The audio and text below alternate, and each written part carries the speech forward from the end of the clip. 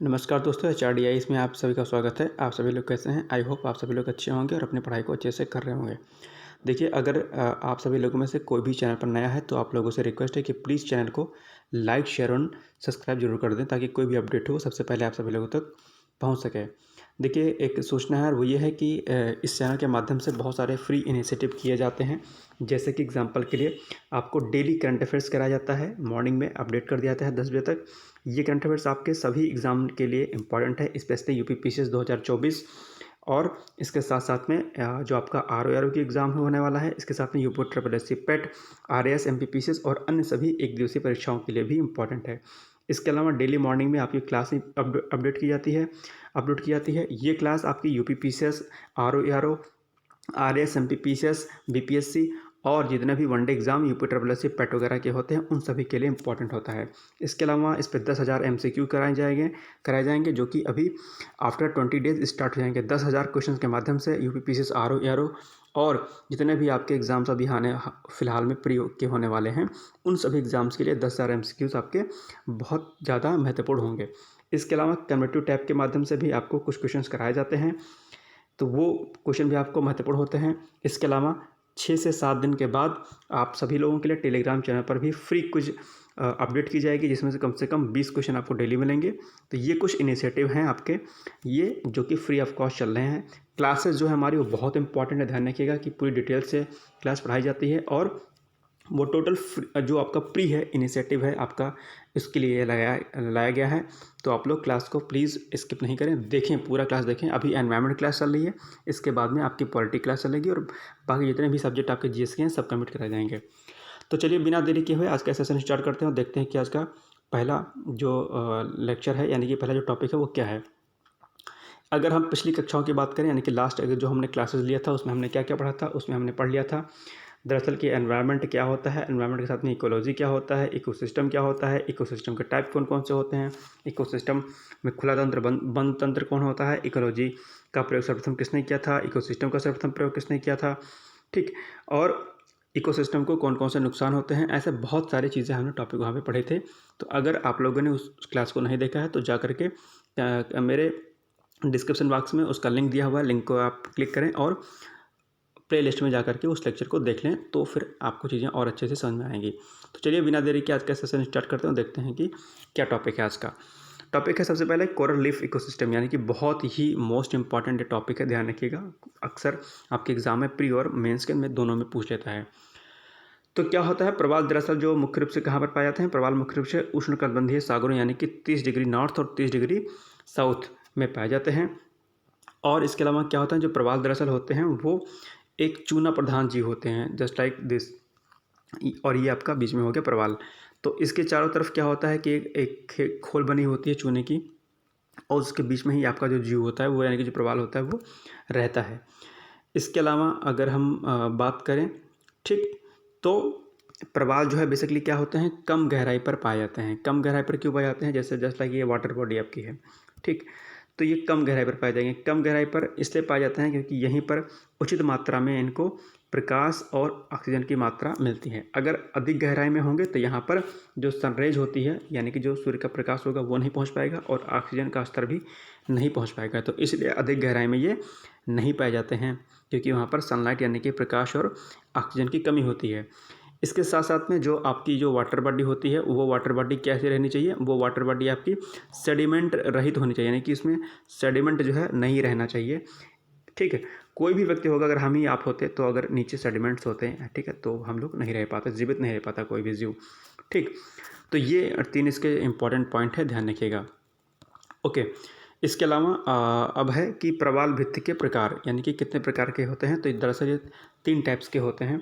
पहला है तटीय प्रवाल भित्ति यानी कि इसे फ्रिंगिंग रीफ बोलते हैं। फ्रिंगिंग रीफ के अंतर्गत ये क्या होते हैं, महाद्वीपीय या द्वीपीय तट से लगे भित्तियों को तटीय प्रवाल भित्ति बोलते हैं, ध्यान रखिएगा। इसके अंदर जो इसका एग्जाम्पल है वो कौन कौन सा है, वो है द फ्लोरिडा। ध्यान रखिएगा, एग्जाम में आपके पूछ लेता है अक्सर कि द फ्लोरिडा और मन्नार की खाड़ी के पास रामेश्वरम जो है वो किस प्रकार का प्रवाल है। तो ये फ्रिंगिंग टाइप का है यानी कि फ्रिंगिंग रीफ है। इसके अलावा एक जो आपका दूसरा जो प्रवाल होता है वो होता है अवरोधक प्रवाल भित्ति यानी कि जिसे बैरियर रीफ बोलते हैं, मोस्ट इंपॉर्टेंट है, ध्यान रखिएगा। अक्सर आपके परीक्षा में एग्जाम में पूछ लेता है कि ग्रेट बैरियर रीफ किस टाइप का है, तो वो बैरियर रीफ है। या फिर यूँ पूछ लेगा कि अवरोधक प्रवाल भित्ति के अंतर्गत सबसे बड़ा प्रवाल कौन सा है, तो ग्रेट बैरियर रीफ है, विश्व का सबसे बड़ा प्रवाल भित्ति है। इसके अलावा एक होता है एटॉल, जिसे हम वलयाकार प्रवाल भित्ति बोलते हैं। ये जो एटॉल होते हैं दरअसल ये अंगूठी के आकार के या घोड़े की नाल, जस्ट लाइक दिस, इस प्रकार के होते हैं, ठीक। और इसमें फिजी और एटॉल आता है, फिजी एटॉल आता है, ध्यान रखिएगा, ये एग्जाम्पल भी आपको ध्यान रखना है, ठीक। तो ये 3 टाइप्स हैं, ये तीनों एग्जाम में आपके पूछ लेता है, ध्यान रखिएगा। अब बात करते हैं कि जो प्रवाल होते हैं, ठीक, प्रवाल कलरफुल होते हैं। तो कलरफुल क्यों होते हैं? क्योंकि प्रवाल के चारों तरफ जो है एक जुंजू थैली होता है, जुंजू वैली होता है, थैली होता है। तो ये क्या होता है, जुंजू थैली जो है इसके चारों तरफ रहता है, और जुंजू थैली के में क्लोरोफिल की मात्रा होने से जो प्रवाल है इसका जो कलर है वो क्या होता है, कलरफुल हो जाता है, ठीक है। तो प्रवाल के रंगीन होने का जो अगर कोई कारण पूछे आपसे कि रीज़न क्या होता है, तो वो होते हैं जुंजू थैली, ठीक है, ये इसके चारों तरफ रहते हैं, ठीक है। और ये जो जुंजू थैली हैं दरअसल ये सिम्बायोटिक होते हैं, यानी कि एक दूसरे के पूरक होते हैं, ठीक है। प्रवाल की कुछ चीज़ें जुंजू थैली से पूरी होती हैं और जुंजू थैली की क्या होती हैं, प्रवाल से पूरी होती हैं। तो ये दरअसल सिम्बायोटिक है, ध्यान रखिएगा। अब आगे हम बात करते हैं कि कोरल ब्लीचिंग क्या है। मोस्ट इम्पॉर्टेंट टॉपिक है ये, मेंस में और आपके प्री में दोनों में पूछ लेता है कि कोरल ब्लीचिंग जो है क्या होता है। तो कोरल ब्लीचिंग दरअसल क्या होता है कि जब कोरल वाइट कलर का होने लगता है, यानी कि जब उसका कलर सफ़ेद होने लगता है, तो दैट्स कॉल्ड कोरल ब्लीचिंग। माफ़ कीजिएगा। तो अब देखते हैं इसको थोड़ा सा, इसको स्ट्रक्चर हमने बना दिया है, इसको अगर आप समझ गए तो कोरल ब्लीचिंग को समझ जाएंगे, ठीक। तो अभी मैंने आपको क्या बताया था कि प्रवाल के चारों तरफ जुंजू थैली होता है और ये इसके चारों तरफ लिपटा रहता है, प्रवाल के चारों तरफ, ठीक। अब क्या होगा कि इस समय क्या है कि पोल्यूशन बहुत बढ़ रहा है, ग्लोबल वार्मिंग हो रही है। तो ग्लोबल वार्मिंग की वजह से क्या होगा कि जो जुंजू थैली होगा उसमें प्रकाश संश्लेषण की मात्रा जो है ना बहुत तेज़ हो जाएगी, बहुत फास्ट हो जाएगी, ठीक है। और इससे क्या होगा कि जब ये ग्लोबल वार्मिंग होगी तो जुंजू थैली में क्या होगा, प्रकाश संश्लेषण की मात्रा बढ़ जाएगी, और जब प्रकाश संश्लेषण की मात्रा बढ़ेगी तो क्या होगा, प्रवाल में O2 का जो कंसंट्रेशन होगा, यानी कि जो ऑक्सीजन की मात्रा हो जाएगी वो क्या हो जाएगी, बढ़ जाएगी, ठीक। अब जब ऑक्सीजन की मात्रा बढ़ेगी तो फिर इसको बैलेंस करना पड़ेगा। प्रवाल क्या करेगा, बैलेंस करेगा, इसको संतुलन की स्थिति में लाएगा कि भाई यार ऑक्सीजन तो बहुत ज़्यादा एक्सेस हो रहा है हमारे अंदर, क्या करूं, इसको मुझे बैलेंस करना है। तो बैलेंस करने के लिए प्रवाल ऑक्सीजन लेवल को 2 कंडीशन वहाँ पर अप्लाई होती है। पहली जो कंडीशन बनती है कि प्रवाल या तो जुंजू थैली को अपने से अलग कर लेगा तो क्या होगा, ना प्रकाश संश्लेषण होगा और ना ऑक्सीजन की मात्रा बढ़ेगी, तो बैलेंस रहेगा। दूसरी कंडीशन क्या होगी कि जुंजू थैली अपने रंगीन क्लोरोफिल की मात्रा को कम कर देगा। तो यानी कि जुंजू थैली जो होगा वो खुद से क्या करेगा कि प्रकाश क्लोरोफिल की मात्रा को कम कर देगा। तो क्लोरोफिल की मात्रा कम हो जाएगी तो प्रकाश संश्लेषण भी कम हो जाएगा, प्रकाश संश्लेषण कम हो जाएगा तो ऑक्सीजन की मात्रा भी बैलेंस हो जाएगी। तो 2 कंडीशन बनेंगी, और इन दोनों ही कंडीशन में क्या होगा कि अगर ये दोनों कंडीशन ऐसी होंगी तो इसमें फिर क्या होगा कि प्रवालों में पोषक तत्वों की क्या हो जाती है, फिर कमी होने लग जाएगी। चाहे ये कंडीशन होगी चाहे ये कंडीशन होगी, और जब पोषक तत्वों की कमी हो जाएगी तो प्रवाल क्या हो जाएंगे, सफ़ेद हो जाएंगे, और इसी को बोलेंगे हम आपका कोरल ब्लीचिंग, ठीक। ये आप फिगर समझिएगा। प्रवाल होते हैं, प्रवाल के चारों तरफ जो थैली होते हैं, ग्लोबल वार्मिंग होगी, ग्लोबल वार्मिंग से क्या होगा, प्रकाश संश्लेषण बढ़ेगा, तीव्र होगा, ठीक। जो थैली में फिर इसमें क्या होगा, प्रवाल में ऑक्सीजन की मात्रा बढ़ जाएगी। प्रवाल इसको बैलेंस करने के लिए, संतुलित करने के लिए 2 कंडीशन अप्लाई करेगा। पहला क्या करेगा कि पहला प्रवाल जो है जुंजू थैली को या तो अलग कर देगा या फिर जुंजू थैली अपने रंगीन क्लोरोफिल की मात्रा को कम कर देगा। इन दोनों ही कंडीशन में क्या होगा, इन दोनों ही कंडीशन में प्रवालों में पोषक तत्वों की कमी हो जाएगी, और पोषक तत्वों की इसी कमी को क्या बोलेंगे, हम कोरल ब्लीचिंग बोलेंगे, ठीक। तो ये हो गया आपका कोरल ब्लीचिंग, इंपॉर्टेंट, ध्यान रखिएगा। आइए अब है प्रवाल भित्ति पर खतरा किस इसका है। तो 2 टाइप के खतरे इस पर होते हैं दरअसल, एक जो मानवीय कारक है और एक प्राकृतिक कारक है। मानवीय कारकों के अंतर्गत मछली पकड़ना, ये ग्लोबल वार्मिंग भी हो रहा है, तो पर्यटन यानी कि जो टूरिस्ट लोग वहाँ पे जाते हैं इसकी वजह से उनको नुकसान होता है। फिर समुद्री प्रदूषण यानी कि सी पॉल्यूशन होता है, वो भी एक बड़ा कारण है। अगर प्राकृतिक कारणों की बात करें, नेचुरल की, तो अल नीनो, लाल नीनो ये वगैरह ये सब आता रहता है, हरिकेन्स आता रहता है, रोग बहुत टाइप के डिजीज़ हो जाते हैं, और बहुत सारी चीज़ें ऐसी होती हैं जो प्राकृतिक कारण होते हैं, अपने आप में होते हैं, वो जो है घटित होते रहते हैं। तो ये चीज़ या ये क्वेश्चन आपका मेंस के लिए बहुत इंपॉर्टेंट है। कोरल रीफ क्या होता है, कोरल रीफ के जो कम होने के कारण क्या क्या है, ये सब चीज़ें आपको ध्यान देनी है। अब जो नेक्स्ट क्वेश्चन बनता है इंपॉर्टेंट कि भारत के परिप्रेक्ष्य में कि भारत में कौन कौन से कोरल रीफ दरअसल पाए जाते हैं। अक्सर एग्जाम में आपके पूछ लेता है, ध्यान रखिएगा।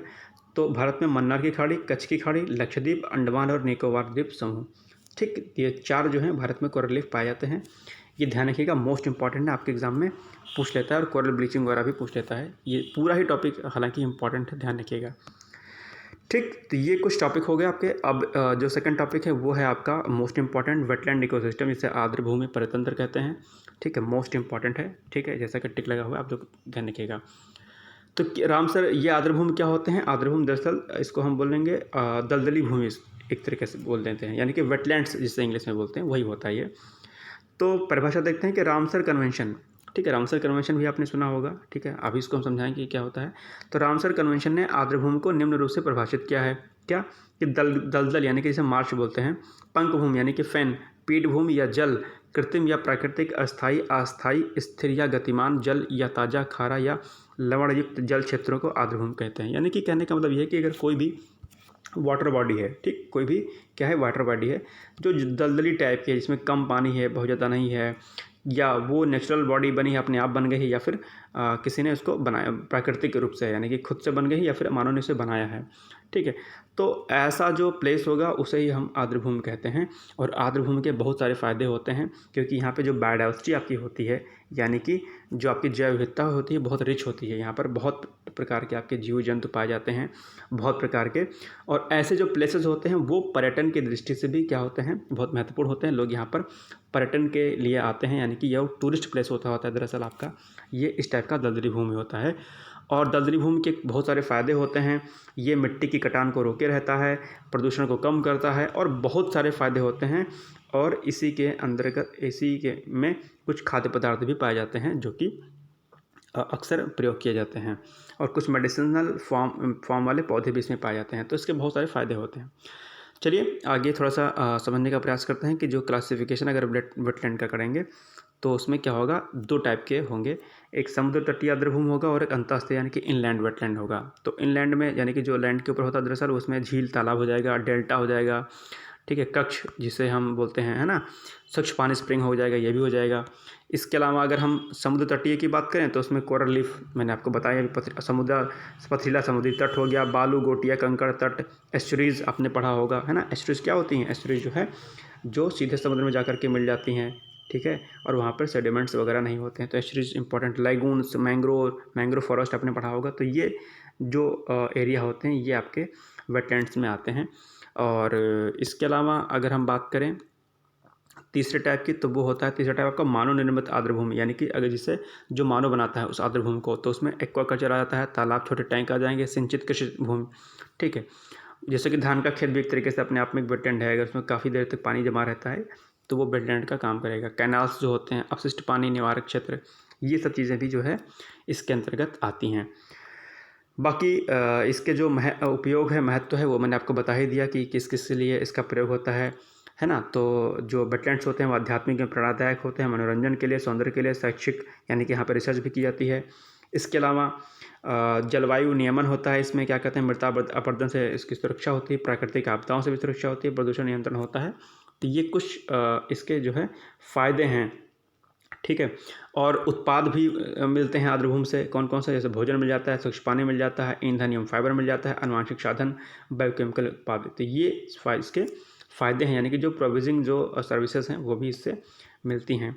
इसके अलावा सांस्कृतिक मैंने बता ही दिया, सहायक सेवाएं, मृदा निर्माण, पोषक तत्वों का चक्कर, प्राथमिक उत्पादन, परागण, जैव विविधता, खतरों में पड़ी जातियों का आवास, यानी कि जैव विविधता यहाँ पे बहुत रिच होती है। तो ये कुछ इसका जो वेटलैंड होता है इसका महत्व होता है। तो इसको आप लोग ध्यान से समझ लीजिएगा। अब बात करते हैं कि आपका जो वैश्विक स्तर पर आर्द्र भूमि के संरक्षण का प्रयास किया गया था, ठीक है। तो आर्द्र भूमि पर रामसर कन्वेंशन हुआ था 1971 में। कहाँ पर हुआ था? ये रामसर में हुआ था। रामसर कहाँ पर है? कैस्पियन सागर के तट पर ईरान में अवस्थित है, ठीक है।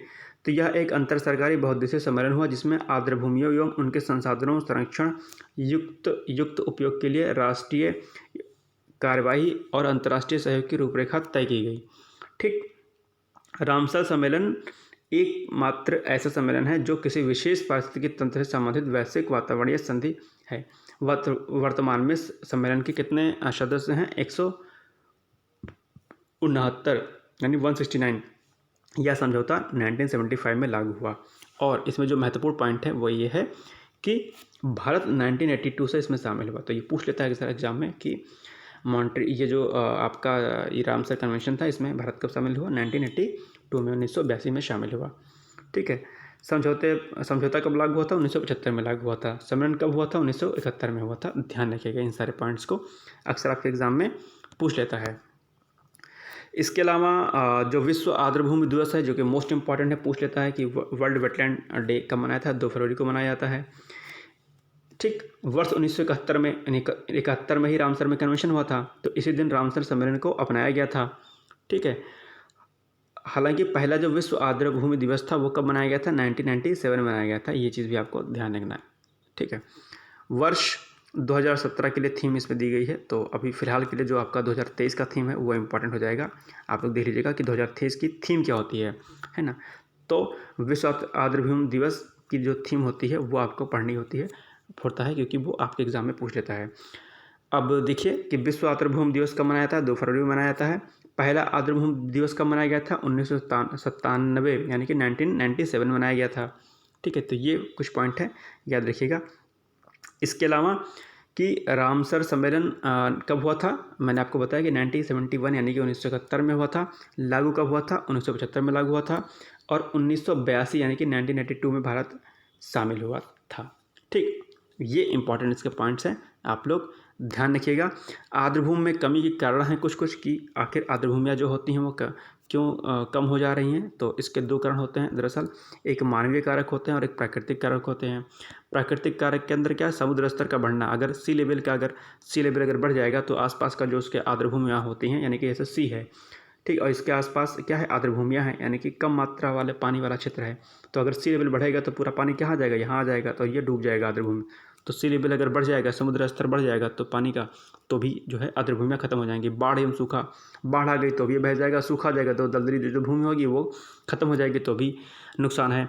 हरिकेन तूफान आता है, अपरदन यानी कि इरोजन होता है, जलवायु परिवर्तन, क्लाइमेट चेंज भी एक बहुत बड़ा कारण है इसका।